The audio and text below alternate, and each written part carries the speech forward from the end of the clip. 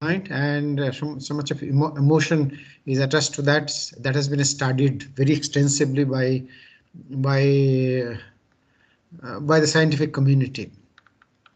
Thank you. Somebody has started recording. I forgot about that. And when I realized that there are so much of systematic method of selecting color for different themes, different situation, different emotion, I thought that I should put something here, and then from there you can take a cue and supplement your knowledge from different references that I have given, or you can find out on the internet. In fact, there are wonderful videos in YouTube. I have taken something from the video itself. So that is not part of the syllabus, but if you have time, definitely do that. Whenever you are making a presentation, giving a color, a balanced color will be a good idea. Not only presentation for anything, wherever you write something, you write a report, you write a business plan or something, color is very important.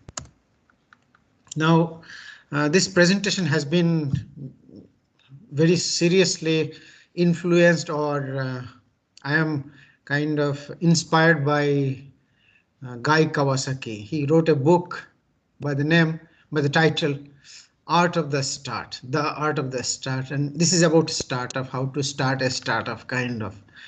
The reference I have given some reference somewhere in the slide. You can just give Google search with the art of the start, and you will find the book. Of course, book has to be bought. It's not available free. It cannot be freely downloaded. Nevertheless, if you happen to get a summary, also would be a good idea. So I didn't read the book, but then I followed some of his lectures in the EDX, and from there only I made this lecture. ক্লাসে আছি, পরে কথা বলছি। হ্যাঁ, ক্লাসে আছি।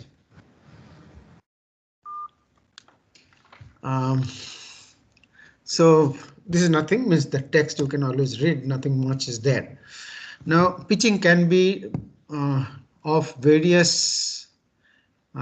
duration and various context. So we'll not cover very extensively. It is just a broad guideline, and this is not sacrosanct. Sacrosanct meaning this is not the last word. Sacrosanct, the word sacrosanct means that something which is kind of universally true. Sorry, mir class achi ha pore kotha bolchi.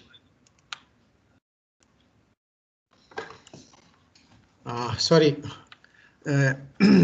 Now there can be a 20 seconds pitch, there can be 1 minute pitch, 2 minute pitch, there can be a full-fledged business plan pitch. So depending on different context, you have to really remain prepared to deliver whatever is necessary at the right context. Normally, people normally think that there are two kinds of pitches. One is elevator pitch, the other is a full-fledged pitch. Elevator pitch, I believe I have already discussed in some context. I'll just elaborate. Suppose you want to give a presentation before the director at IIT Kharagpur. Now you go to his secretary might say that director is busy for the next week or maybe for the next month. How about coming in the next month, so and so date?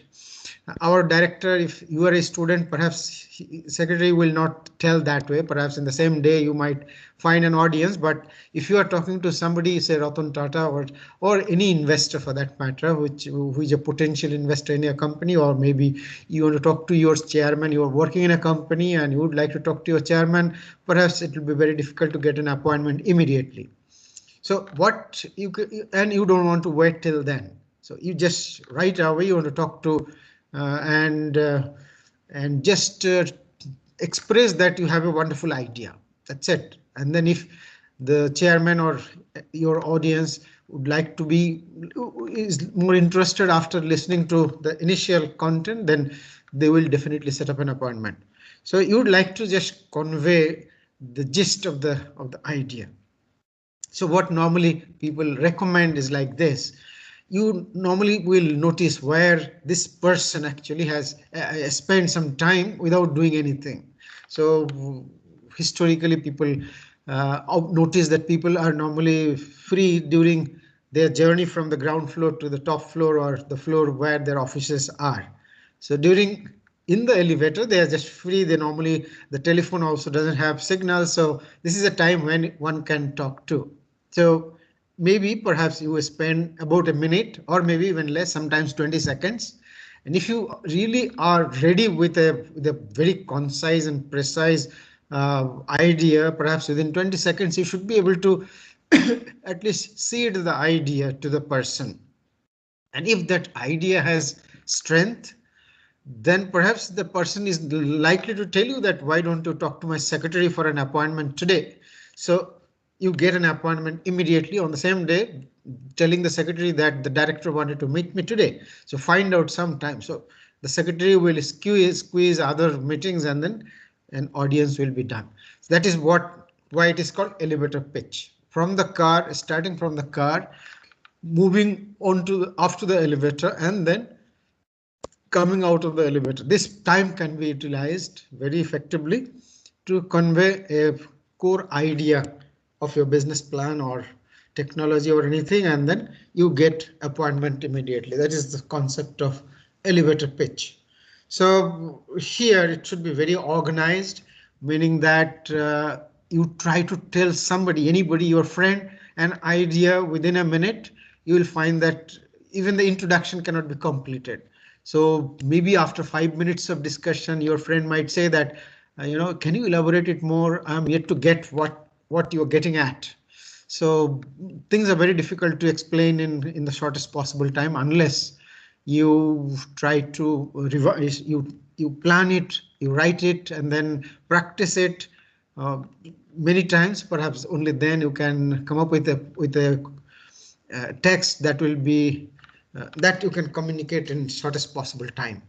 So it requires a lot of editing, a lot of preparation, and many times of practice. And this is not this. I'm not saying this. Most of the people who will be talking about elevator pitch, they will be telling you the same thing. It should be as short as possible. The shortest, the best. But then shortest, but you should be able to communicate the entire idea. Entire meaning it's almost like a minimum viable prototype, meaning your audience gets the succinct point that you that will help them to make a decision. That's it. So there are different names: elevator pitch or elevator statement and many more things. Usually it is 60 seconds, but you can have another version written for 20 seconds, 30 seconds, 60 seconds, depending on the available time you can just shoot. So the objective is to help your audience with relevant and enough information. That's it. I think I should not repeat whatever is written. So most important points that of course by now you understand what you have to say. You have to connect the person with the proposition, and you have to know why your proposition will attract the attention of your audience. If it is the director and you are talking something about a new course curriculum or changing a syllabus or a new pattern of pedagogy or something, then obviously you would like to understand why the director should be interested and what is the differentiator compared to the existing pedagogy. Only then perhaps your director will be, just the moment you will pronounce that I'm thinking about this. So the moment, and they're intelligent people, so they will immediately catch, and then perhaps they will look at you with eagerness as to why don't you talk more about it, and then he or she is going to reflect a little bit, and then finally if it so transpires that they're interested about it, an appointment will be made for a detailed discussion. You never know, maybe a whole day of discussion. Maybe he will organize, he will invite the deans and other important people and then have a meeting. So not just one-on-one, but a whole administration, depending on how important the issue is. So your objective should be to drive home the core issue that should attract the attention of the persons. So obviously it is important as to whom you are talking to and your vision, what you do, why you have winning proposition delivers these are something that has been repeated many times. I'll come to that later. Here is I have just tried to have a sample written for a minute, 1 minute of pitch. It's a new business idea. I do not know if there is anybody doing this business. So you can read it later. I'll spend 1 minute to read. Nevertheless, suppose you are doing a new business where you are actually helping consumer durable companies to connect with new customer, whenever they are not collecting customer, but some customer purchases suppose a fridge or a refrigerator or a washing machine or something, then immediately there will be a differentiated experience depending on the support staff. Suppose you buy that refrigerator, it comes home, then you find some problem. Like particularly, I came home with a new washing machine, and it started vibrating because of alignment issue, obviously. But then I was not able to correct it, so I telephoned, and then the guy came after 2 days.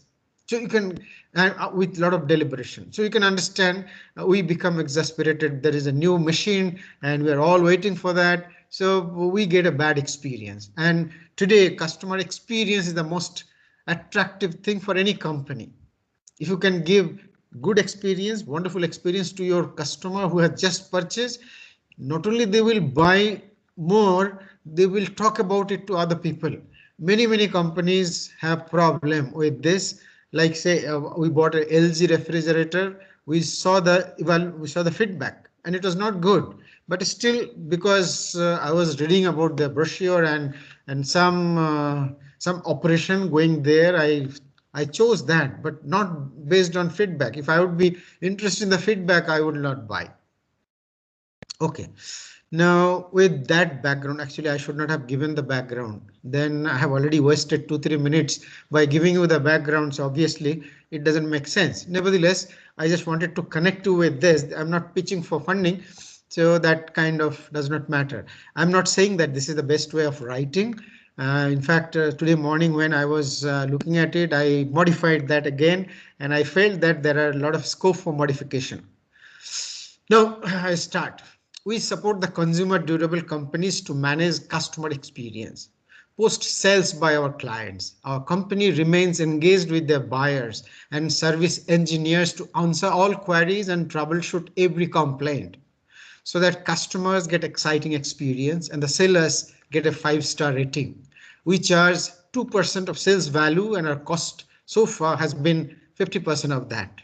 We are present in part of Mumbai, serving 2 multinationals who have recorded visible improvement in revenue and sales with our service. It is still a niche market, and we would like to spread in larger geographies before competition sets in. India's consumer durable market is about $50 billion. Thus, the serviceable available market size is about $5 billion, and we target to obtain 10% of that in the next couple of years. And we foresee that it will translate into 5 million profit in the coming 5th year or so annually. $1 million of funding should take us there.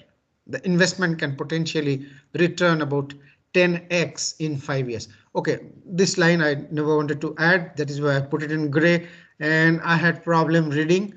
I didn't practice. Honestly speaking, I've misread the last line, that India's consumer durable market is about $50 billion, that the serviceable available market size is about 5 billion, and we target to obtain 10% of this market in the next 2 years, giving us annual profit of 5 million. Okay, so one has to memorize every bit of it so that you don't blabber, you don't revisit, etc., etc.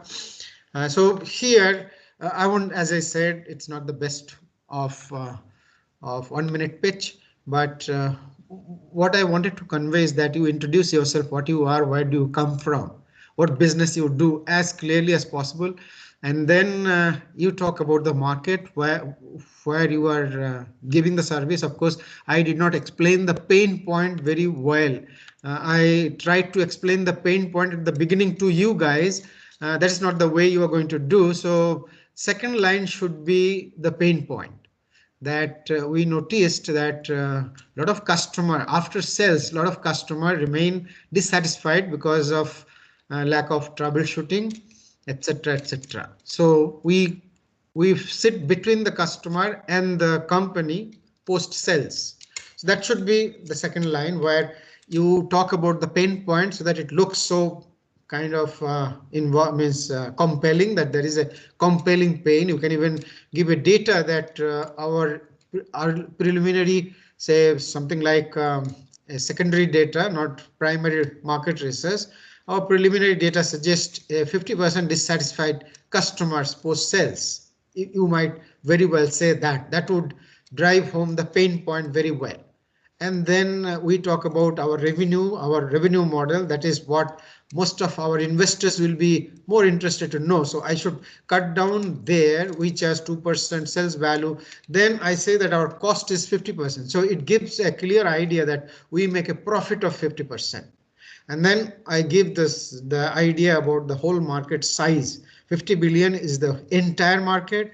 Then 10 billion is serviceable available market, means where we can cater to. Out of that, 10% is about how much? 5 billion. So there is a data mismatch. If serviceable available market is 5 billion, then 10% will not be 5 billion. 10% is 5 billion. So we target actually 10% of 5 billion. So we have to, I don't know if the sentence conveys that. We target 10% of the 5 billion, and then we earn 2% of that. That translates into 10 million of revenue and 5 millions of profit.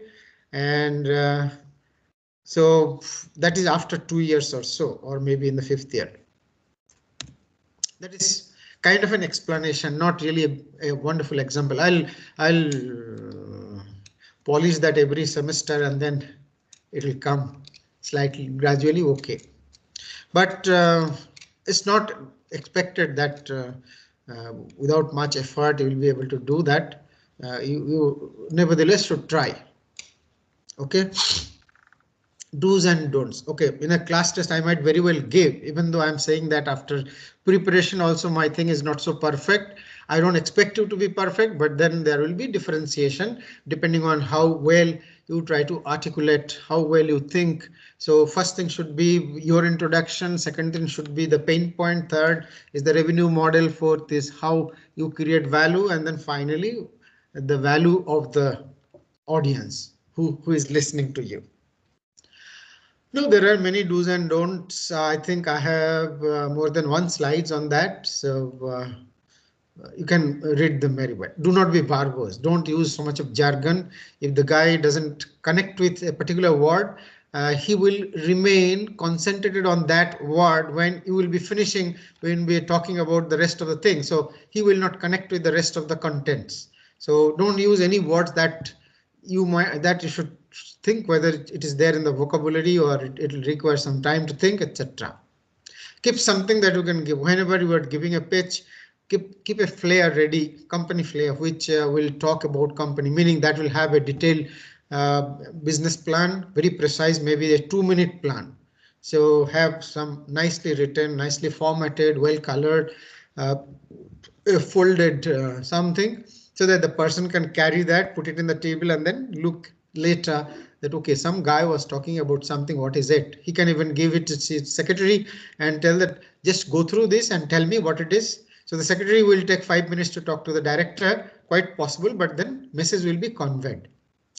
Practice and practice. This is all Guy Kawasaki also said, that you should practice this thoroughly many times, 100 times or even 1,000 times, as long as you don't become fluent. Do not speak too fast. Mindfully change the pitch, meaning at times means notice where you are trying to stress, meaning stress a particular point, there you should stress. Don't do rambling. Remain open to interjection. At any point of time, if somebody raises hand or finger, just wait for a while to get the feedback. Now, Guy Kawasaki said 10, 20, 30 rules, and internet is agog about it. Most of the people are following this. They kind of make this a standard template. 10 minutes means it's a power shortage. Okay. 10-20 rule. 10 minutes means you should not have more than 10 slides. You should not have more than 10 slides, 20 minutes presentation, and 30 should be the minimum font size. And here are the 10 slides. One is the title slides, two is the problem. That should also explain the opportunity. Three is the value proposition, then underlying magic, meaning what is the unique selling proposition or something that should create an wow to your audience.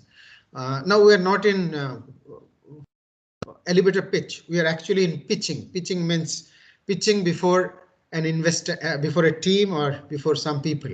So you have, Guy Kawasaki said that you have 10, 20, 30 rule, 10 slides, 20 minutes, and 30 should be the font size, minimum font size. It can be larger.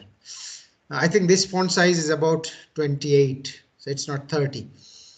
This is 28 because I'm not really giving a presentation. I have to write a lot of content because you are going to read this later, so I cannot be so precise. Here, content is as important as what I am saying.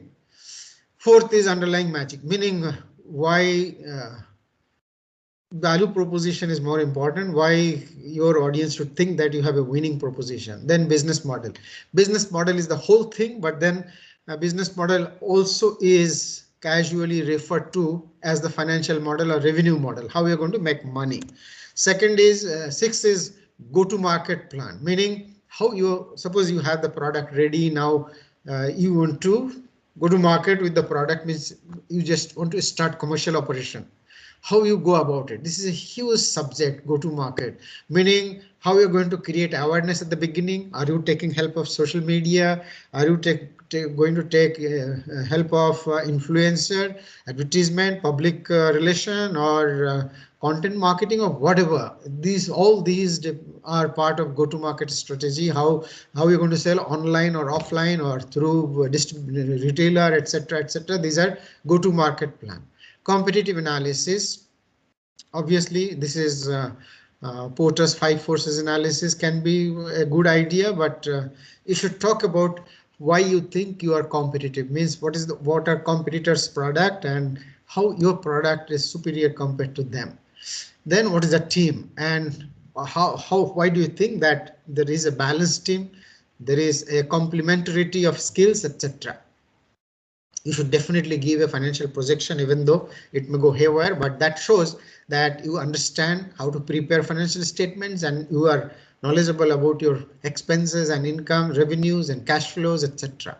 Traction timeline, whatever you have already achieved. Suppose you have been selected in a business plan competition elsewhere while you are pursuing graduation or something, or maybe you have received some prize here and there, or maybe somebody has selected you for incubation or something. Anything that has validation by a third party is a wonderful thing.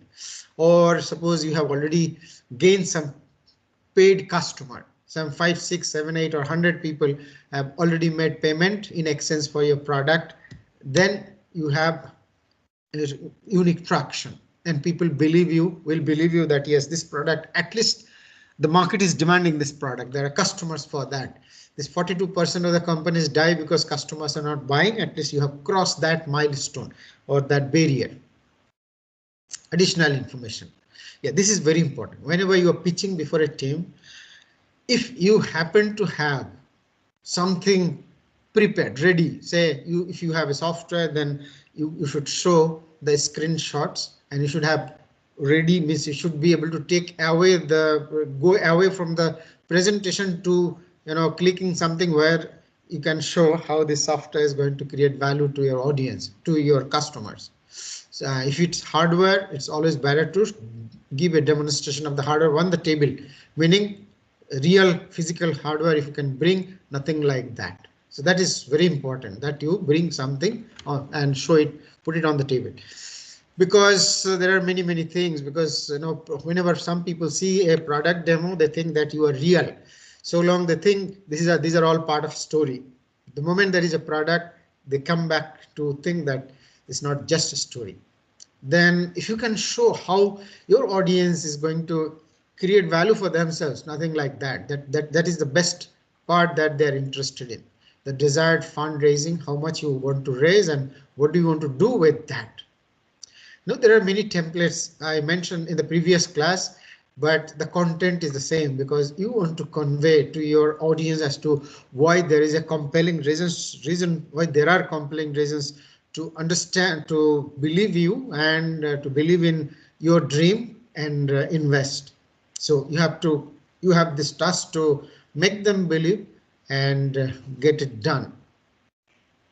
Okay, so most importantly, you should satisfy yourself. Don't exaggerate, don't try to stress too much to create a story that even you are not invested in. Suppose you start tweaking the story from this side to that side and then try to create more value to make it kind of convincing. That shows that even you are not invested in the idea, meaning you're not very confident that this idea is a sellable idea. Then you should not spend a single moment on that. You should pivot and then you should try refine, or maybe just forget about that and start all over again with a new idea. Because if you are not so much convinced, nobody else will be convinced. It's very difficult to convince people unless you are not convinced. Okay. Now, Guy Kawasaki says that there should be less text and more diagram, more pictures, more flowcharts, etc., etc. And Glenn Sayers of Google said, if a picture is worth 1,000 words, a prototype is worth 10,000 slides. Okay, so it's very difficult, meaning it's very important to show a prototype. And this should come after slide number 4. That means whatever I talked about here, underlying magic before business model. If you can really give a demo of your prototype, then they will connect well and the remainder of the presentation will go better. So I'm just giving you a template that was used by Airbnb. It is available for download or for looking at it at slidebeam.com. Here is the reference, and I'll be just talking about this. See, I'm not the best person to prepare a business pitch deck. There are so many professionals who have successfully run a company. Airbnb is a $40 billion company. Obviously, they are smarter people. So I've taken inspiration from, not inspiration, but I've taken verbatim their presentation. So that should convey as to how we should move ahead. So they have this 14 slides in their presentation. They're almost following Guy Kawasaki. Now there is a cover slide where you can give infographics to connect all the dots and show them the holistic view of your business. So maybe you spend a minute or so, and the cover, maybe it will give a 1-minute pitch, an elevator pitch, so that your investors or audience have a whole idea about what you're going to present. So they will decide whether this is of interest to them or not. And if you can tell the story well, they will immediately think that they should be very attentive to listen to you. And then the problem, solution, market validation, market size, product, business model, market adoption, competition, competitive advantage. Competition means what competitive products that are there and how you think means what percentage of market they're occupying or covering, etc., etc. And the next is how you think, how you plan to meet the competitors head on and then win the team. And if there is any press publicity, meaning if you have already gained some traction, that will be visible in the press or in customer testimonials, etc. So these are kind of traction, press and the testimonials. And finally, you show financials, both existing and future. The problem. Let me show the actual slide, but this slide is for the reference.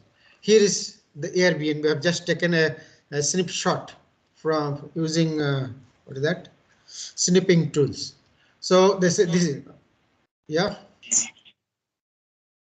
Okay. So the font size is definitely small. I won't say this is not right or wrong, but as per Guy Kawasaki, this font size is too small. Whatever that is, let us see the information. The problem.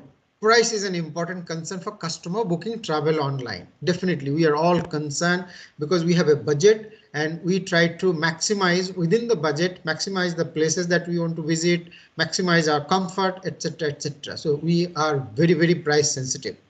Hotels leave you disconnected from the city and its culture, meaning that if you book a hotel, then you go to different places to see the site, but then hotel will never interact with you talking about the culture of local, etc., etc. Whereas you would like to know the culture of different places, so that when you come back you can talk to other people that, you know, I had this experience, I could run a potter wheel or a hand loom or something because there was a tour there in a cluster, etc. No easy way exists to book a room with a local or become a host. So there are two sides of this story. One is, if you are a tourist or a visitor or a guest, you have problem of getting connected with the culture, book online, and then you're disconnected with the city culture or the local people, maybe suburb. At the same time, if you're owner of a house, you hardly can have a website and people will not be visible. So these are the two sides of the problem. Solutions: a web platform where users can rent out their space to host travelers to save money, make money, share culture. So earlier slide was the problem. This slide is the solution, and where Airbnb comes in. Market validation. So here are some data, all secondary data. They have not done much market research by themselves. They got it from maybe third party. Total users in Craigslist. Craigslist is the competitor, and their registered user is 6,70,000. Temporary housing listing by Couchsurfing, that is also another competitors, but they are not doing it well. That is quite well understood, but still they have a 17,000 registered users. And then now the market size. Trips booked worldwide is 2+ billion. That is the TAM, total available market. Then 560 million is the budget and online serviceable available market, meaning the immediately Airbnb can cater to their 560 million. And the SAM is the SOM, serviceable obtainable market, is 84 million trips with Airbnb, considering 15% of the SAM, that is the obtainable market. That is their hypothesis, that we are going to capture 15%. Number 4 slide is about the product.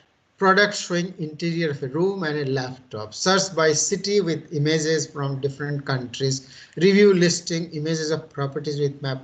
Book it. There is a button called book it. That is where you are telling the customer to buy. So if you remember the marketing funnel or sales funnel, the last point actually is telling the customer just buy it. So book it is the button with an image of beautiful interior of a room with a sea visible through the window. Something like this. This is not the one, meaning no, this is the one, but then it's not showing. Maybe I have covered that with something. Whatever. You get a wonderful view of interior, and then oh, I did not show that slide. That slide is missing, meaning that I did not capture that image. This is business model, mean the revenue model. So $84 million is the global, not global, the available market, 15% of the global market. Then average fee is, this is actually SOM, serviceable obtainable market. Average fee is $28 per night for 3 nights. That is the assumption that somebody will book and he or she will pay $80 per night and they will stay for 3 nights. $200 million is the revenue projected for 2011. This presentation was for 2010. Now they are showing the competitive landscape. So there are 4 quadrants. Airbnb is the XY quadrant, where the first quadrant, where they show how customer will be benefited. It is online, they can book it online. Then competitor is not so much present there, and then etc. etc. One is affordability, and Airbnb is highly affordable. Competitors are costly. Then another is Yeah, competitor is costly, expensive. Then say the house booking that is done, that is mostly offline through telephone or something, where Airbnb has the advantage. So Airbnb is both affordable and they are offering online transaction. So that is why they're in the first quadrant, whereas competitors may be slightly affordable but either offline, or maybe offline but at the same time expensive, or maybe online but then they're expensive. So competitors are all at disadvantage, whereas Airbnb is more both affordable and online. Sorry, I took some time to understand. Now, competitive advantage. First to market, almost fast. They had a lot of competitors already, but the way they offered the service, they attracted the house owners, etc., were absolutely new. So that is how the first mover advantage. Ease of use, search by price, location, check-in, check-out dates. You could virtually do everything sitting there and get comfortable. Profile, browse, host profile, and book in 3 clicks. Then list once. This is an advantage given to the homeowners, meaning that wherever home could be booked through competitors, you have to list your home every time. Every time there is a guest, you have to book your home with the service provider. So that was difficult, and every time there was a booking fee. Whereas with Airbnb, you can book it once for all, and then you can book it. That's it. Meaning you remain registered as long as you don't deregister. So it's just one-time booking. Design and brand, host, incentive. There are a lot of incentives defined in the means they get good commission. Number one. Number two, they have Airbnb came up with a lot of promotional scheme where for the same home, if a new customer is coming again, they get some benefit. So homeowner gets benefit with that, and the homeowners are also rated and they also get feedback. With the feedback, their rates go up. So they have that advantage, meaning that if the homeowner is honest and sober and gentle, they're going to have a wonderful review, and eventually their rates will go up gradually. But then there is always an incentive to remain nice to the people. So not only you get happiness, you spread happiness, and your cash box also goes up. Okay, they have another slide on user testimonial and press report, so that shows the traction. Now the financials. We're looking for 12 months financing to reach 80,000 transactions. Means a finance for 12 months, and within 12 months they will gain 80,000 transactions on Air Bed and Breakfast portal.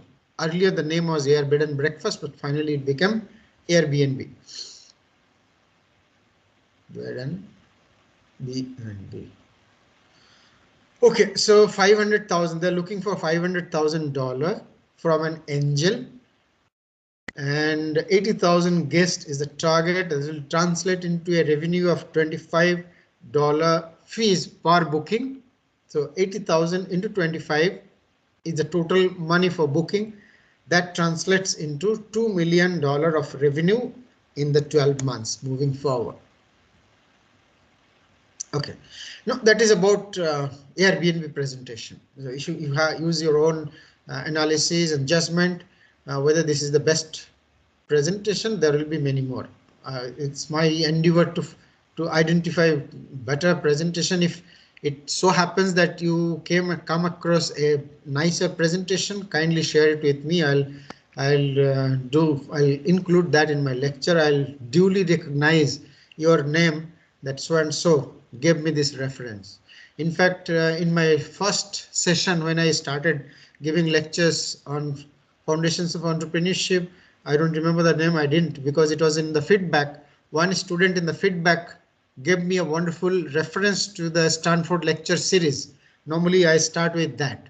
Henceforth I started, meaning that was a wonderful reference. I did not know that. So I'm grateful to that person, though he never mentioned, he or she did not mention name, just mention in the feedback that if you want to supplement your knowledge, then this is a place. You may use your 20-60 second pitch as the introduction. That's what I mentioned.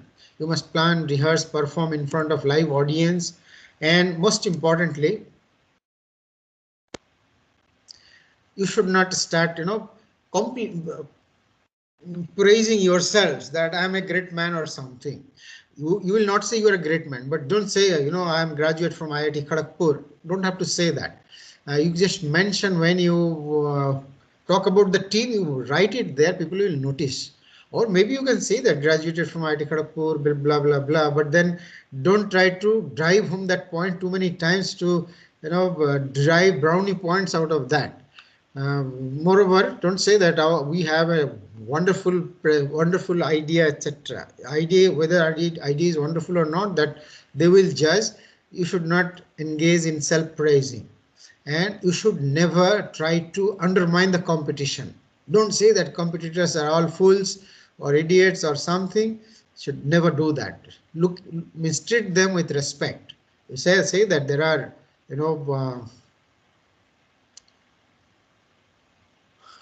what was the adjective, formidable competition in the marketplace, but we have this plan to get rid of our we have a better solution because of this. PowerPoint is not the message, neither messenger. Don't depend on PowerPoint. It is just there for your guidance. As you move forward, PowerPoint will ensure that you are not going haywire. That's it. But you should not read PowerPoint. Neither you should read nor you should follow verbatim as to what is written there. And if you do that, then your audience will start reading the PowerPoint. That should be absolutely avoided. Your audience should not start reading the PowerPoint. They should concentrate on whatever you are saying, and you should not say the same thing what is written in the PowerPoint. Then you're gone. Then people will look at their cell phone in social media or something. Words are tools for conveying ideas. Investors are busy. They want you to convey as much possible in as less words. And don't blubber. That actually breaks everything. Meaning, if you say, what I mean is, all those discourage people, meaning it actually put them off, so they will not listen anymore. Anybody loves to hear a good story. That is why a story should be told at the beginning. So make your own story. Gather all possible information about pitfalls. Wherever there might be pitfalls, wherever there may be bothering questions, unfriendly questions, you should keep that in mind and prepare that if there is a question like this is my answer. Little movement mirror what you are saying, meaning that don't get glued on the dice or on the podium. You should in fact avoid the podium. Just by avoiding the podium itself, you can convey the right message that you are confident. Suppose there is a portable mic, then immediately you take the mic and move away. So start talking and walking and talking. That gives an impression of confidence. But if you are behind the podium, it will give an impression that you are trying to hide behind the podium. And then your body language should be very smart, and whatever you discuss, your hand should move accordingly, like to stress on something, or if something is sad or that your face should explain that, so that you convey more with your gesture than whatever you speak. Mirroring body language may create bond and comfort, likability. Suppose somebody tells you that you sit down and talk. Suppose you're sitting down and talking, then you notice whosoever is the main person, try to mirror his or her body language. Suppose the person is sitting with a hand on the face, hand supporting the head.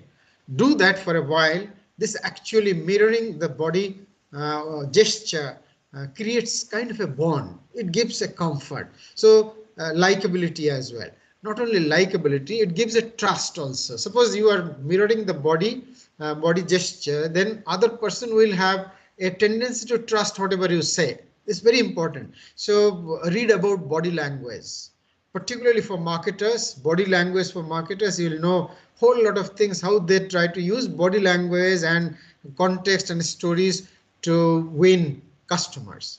Mild smiling can make you seem approachable, pleasing, more sure of yourself. So try to maintain a smile on your face. That will give a leeway. Fidgeting is a clear indication of lack of confidence or nervousness. So don't fidget with whatever. Suppose you have this pointer or some piece of paper or a pen, and you fidget with that. That shows nervousness. Don't do that. Infographics, I said, and always bring something, some hardware or software, whatever is your product. Storytelling is very important. I'll go quickly because I have to talk about the color mix. But then color mix is not in the syllabus, so you can always read that later when I share the slide. I have already shared the slides, this one as well as the previous one in the Microsoft Meet, so you get that. Many potential employees will feel passionate to work with you if they connect with your story. So a story is relevant not only for investors, but also employees, also your co-founders, anybody, even if your dad, your mom, or anybody that you think are important. You should tell a wonderful story for them to say, wow, you're doing a nice job. Go ahead and do something like that. So a story is very important. Potential investors buy into narratives and try to gauge your conviction in the cause and your tenacity and seriousness from the story itself. Customers are getting increasingly connected to your narrative. Suppose in your website, you put that narrative with quotation mark, but small narrative, what you do, how you create value for whom, etc. They will, after reading the narrative, they will convert from prospect into customers just by the narratives. Not so easy, but then you should always try. Delivering a compelling story can be more persuasive than projecting growth. Do both, meaning project growth, but then have the persuasive story. Entrepreneurial story tells a core vision, where you come from, where you aim to be, and where you are now. These are the story. Not only that, the pain also. Talk about the pain will be even a better idea. You can take all on board for a shared vision by your narrative. You can invigorate all the stakeholders into action that will further your story, meaning one side improve the other side and other side improves this side. Say it's a this word I forgot in the previous meeting also. Recursive, kind of. Recursive perhaps is the word. Now here is another story about a nice storytelling. Blake Mycoskie, he was a kind of a vagabond. He used to travel from one place to another. Traveling was his primary goal. But while traveling, something hit his eyes. He found people in the African countries do not wear shoes or chappals, particularly children. They go to school barefooted. That happens in India also. You go to villages and you will find children do not wear footwear. So we did not notice that, but Mycoskie actually noticed that students are coming to school without footwear, and it's such a pain. We normally, because we are habituated to see, we don't even look at it as a pain, but he thought this is a huge pain and there should be something to alleviate this pain. So he went home and started manufacturing low-cost shoes and exporting to African countries at a very throwaway price. And he told this story to investors, and investor bought the idea, and the brand was Toms, and Toms became a billion-dollar company within very short time. So he told the story that, children in the world are going to school without shoes. Perhaps in India this story may not sell, but then he could sell this story to a larger audience, and he's doing wonderful business. Now, if you want to really design a nice story, then there are formulas for designing nice stories. So Mycoskie, he himself came up with this this story guideline has been given by Richard Maxwell. Richard Maxwell I talked about long time back, and Robert Dickman, he recommended 5 items. One is the hero. In the story of Blake Mycoskie, Blake Mycoskie himself is the hero because he noticed that there is a huge pain and he wants to solve this pain. He wants to eradicate that pain from the surface of the world, something like that. So he's the agent of change. He's going to bring change in this world, transform change in this world. So he's the hero. So there has to be a hero. It's not always necessary that the founder himself is the hero. There may be somebody else. Antagonist, who is opponent to the hero, who is kind of giving pains to the hero or obstructing the hero from doing something. The force against which your story pushes. Here in Mycoskie's case is the poverty that pushes the story. Poverty and students' craze for studying and education. This two things together, or craze for or their crave for becoming educated may be the hero itself. Poverty may be the antagonist. Awareness, the moment at which a solution is discovered. When you get an eureka moment, you start telling the story and then gradually connect that I was exploring whether there is a possibility of finding a cheaper solution that will be affordable by these people. And voila, I found this. That is the awareness. Transformation, the moment at which you realize the result of the hero's effort and how this is going to solve the problem or defeat the antagonist. Passion, the driving force behind your entrepreneurial story. The way you talk about it, the way you want to solve it, you show your eagerness, that will say that you are so much passionate about it. You should remain prepared to pitch in 1 sentence, 1 minute, and in 10 minutes or 20 minutes. So whatever may be the context, you should remain prepared.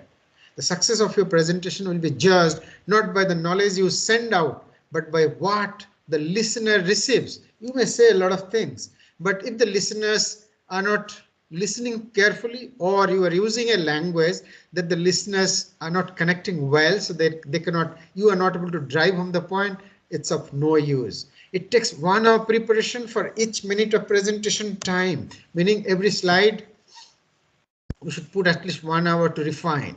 It's a good idea to keep a short video pitch ready. Suppose somebody says, you telephone somebody and somebody says, why don't you share a video so that I can have a preliminary idea what you do, then I will invite you for a talk or a presentation. So having a short video, medium video, long video, and then sharing with some password or something to somebody so that it doesn't become a public property, that will help. If you are preparing a 30 seconds pitch, then the pain point should be first, the solution, the market, and the reward traction that you have already obtained should be the last. So within 30 seconds, if you can really, within maybe 2 sentences, if you can create this, will be a wonderful idea. And there may be 2-minute pitch. You have all those. When fundraising, don't be desperate. Don't be desperate, number 1. Number 2, research shows that majority of the startup who are looking for fund and thinking that without funding we may not move anywhere, then it is wrong. You should know that money actually is not the major driving force. So you can actually go to market without much fundraising. So try to understand whether in your particular case you can move ahead without really diluting your equity, spending too much of time for giving pitch before others, etc., etc. Now I'll spend the next 10 minutes for 5 minutes for talking about something about colors. I'll just run you through, not really say something. These are the fundamental colors, the primary colors, red, blue, yellow, and there are secondary colors by mixing the fundamental colors like this. And there are tertiary colors. So primary, secondary, tertiary, but then as you move clockwise or anti-clockwise, the side-by-side colors goes well, or the triangle goes very well. There are multiple concepts about color. Complementary colors are the opposite colors. Here the arrow, just look at the arrow, opposite colors are complementary. They go together well. Placing them side by side creates great contrast and visual interest. Tirade or tetradic, meaning this you draw a rectangle Whatever colors you find, even they go well side by side, or maybe even triangle also go well. Same thing. Now there are analogous colors. These three colors side by side, they go well, but then other three may not go well, etc., etc. If you look at some of the nice presentations that I have captured from web internet, they are called getdrawings.com, free PowerPoint vector graphics. You can get some graphics I use sometimes, and you can notice that these colors are very much in line with some of the philosophies that are given in ColorMex. Color terminology, this is very important. See, color, pure color is called hue, pure color. Now, with different values, the hue can be modified, like red, slightly diluted red, more diluted red, etc., etc. So that is pure color, but less value. Then there is tint, hue plus white. You mix some white with a hue, then you get a different color.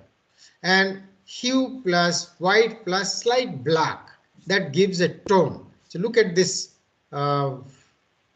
this rainbow kind of thing, the circular whatever, and you will understand the hue, the tint, the tone, and the shade. Shade is nothing but hue plus black. So mix them and you get different colors. So whenever you are preparing PowerPoint presentation, you can change the color mix. By doing that, you can give different hues, different theme. Theme means the whole PowerPoint presentation has this is monochrome with different values of the hue. So this is blue, but different labels of blue, different hues. Same thing here. This is how the presentation will be made, and it will look kind of, I use blue in majority of my presentation. I use blue, but then I don't use so much of background colors. Now painters use this kind of nomenclature, meaning white tint, then pure color, white tone, gray color, black shade, then etc. Now every color I mentioned has some emotion attached to it. Red is energy, power, passion. So if you are manufacturing a motorcycle, perhaps you want to show energy or power, then red might be the color of your logo or your theme or color of the bike, etc. Orange is enthusiasm, creativity. Yellow is happiness, intellect and energy. Green is ambition, growth, freshness, safety, etc., etc. You can read them. This is not part of the syllabus. Whole colored thing is not part of the syllabus. Develop a visual theme, meaning your entire PowerPoint presentation deck, whatever slides are there, you should have a theme defined, and then you try to have all the slides within that theme. Like there are, like suppose you are manufacturing a baby soap, it should not be associated with yellow, because yellow is understood to make babies cry, something like that. This is not a detailed analysis, but I have given some slides on some color, detailing some color. Blue, most preferred by men, represent calmness and serenity. Offices largely use this color because office needs calmness. Green, known to promote inner tranquility, helps mind to trust and facilitate good health, etc. Orange, lively and it excites the brain. So if you are, if it is a kind of a restaurant where there are music and people, of course, orange may not be good with appetizing, but then if there is a place where these musics are running, maybe orange color is something. So these are all color you should read later. This is very important. See, in any place, any canvas, any slide, there should be 3 colors at the maximum, not more than 3 colors. And one color should be the primary color, that should hold 60% of the slides or the canvas. 30% is the secondary color, and there should be one color that should be doing accentuation, like this.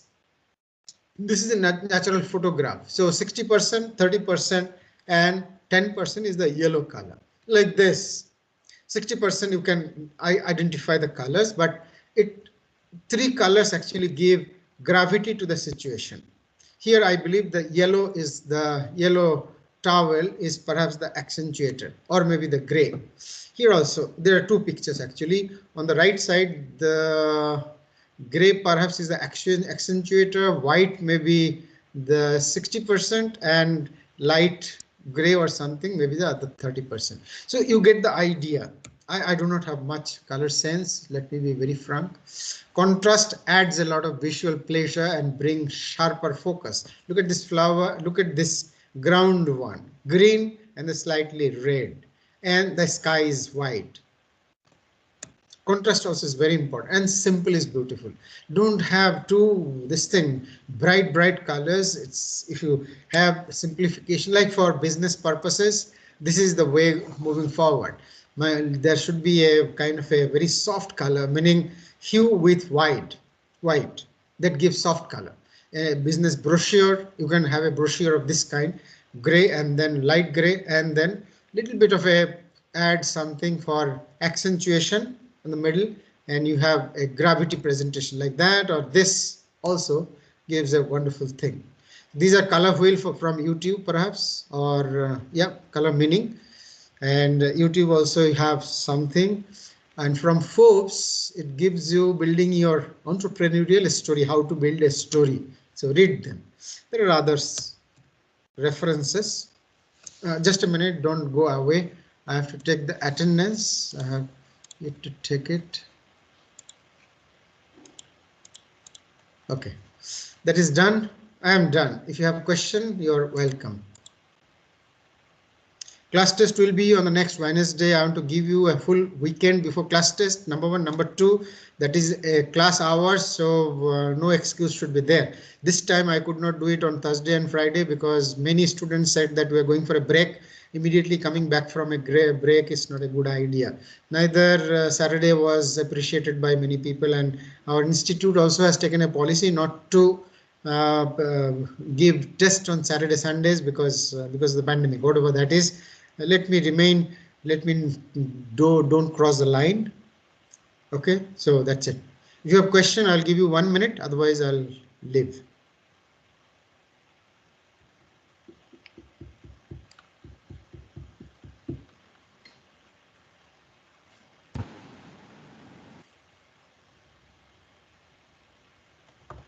The slides are already there in the file section.